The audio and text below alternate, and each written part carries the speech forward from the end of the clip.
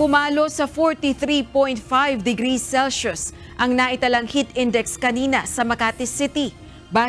Batay sa monitoring ng Makati City Disaster Risk Reduction and Management Office, umabot sa danger level ang heat index sa lungsod dakong alas 11:17 ng umaga. Bukod sa Makati, naitala din ang mataas na heat index sa Quezon City na umabot sa 40 degrees Celsius bandang alas 2 ng hapon.